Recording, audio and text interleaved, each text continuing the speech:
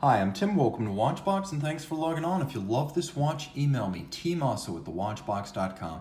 Your purchase and pricing email question line for buying this or any watch you see here on our website or our social media. Reach out to me directly, tmosso@thewatchbox.com. And today we're discussing the Tudor Heritage Black Bay, sometimes known as the Black Bay Blue, 41 millimeters in stainless steel. This blue bezel dive watch measures 14.9 millimeters thick by 50.1 millimeters lug to lug and 22 millimeters between the lugs.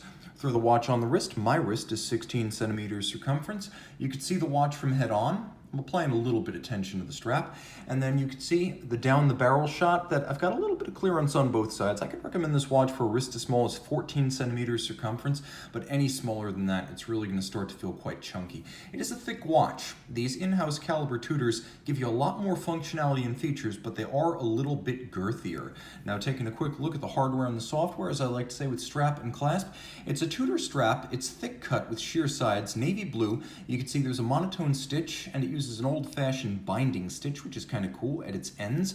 Calf skin on both sides. You can see that this is a Tudor factory strap in outstanding condition, and it's matched with a Tudor shield-style buckle on a folding clasp. So you can see the Tudor shield, and then it's a combination of satin and polish. You pop it open, you unlock it, and you can see that spring-loaded ceramic pin snaps are used to make sure that the tolerances of the clasp never, ever ebb, as the steel simply can't aggress against the ceramic, so it will remain crisp forever. Polished inside and out, nicely executed. Security against droppage while donning or removing at bedside.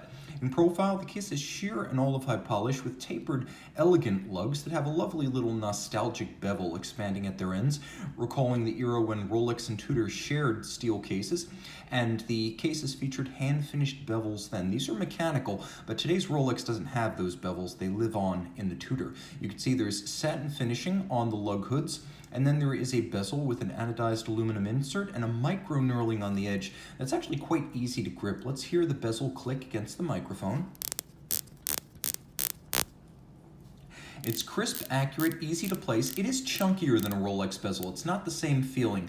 A Rolex bezel has what feels like smaller, less pronounced clicks and more of a glide. This is a bit more mechanical. You line up the luminescent pearl with the baton-style minute hand. Now you have a 0 to 60 count-up timer. I actually prefer dive bezels to chronographs. They're easier to read. If you look closely, you can see that there is a anodized sleeve around the crown. The crown features the pre-1968 Tudor Rose logo, and the dial features the shield logo. That's a quirk of these in-house caliber Black Bays. Previously, they featured the Rose in the ETA era.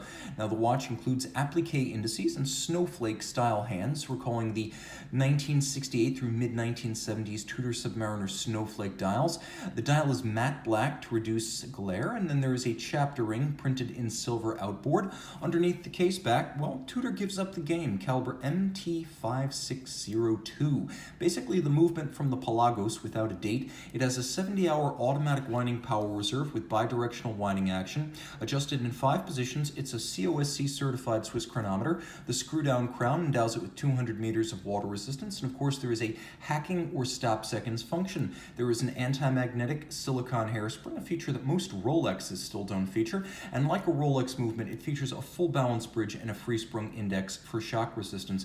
There's a lot to love about the Black Bay. It recalls the no crown guard, big crown Tudor and Rolex Submariners of the mid-century classic era, and yet it remains a viable modern-day luxury dive watch. Email tmosso@thewatchbox.com for purchase and pricing details. Impressive loom from the Heritage Black Bay, beating away at 28,800 vibrations per hour by night.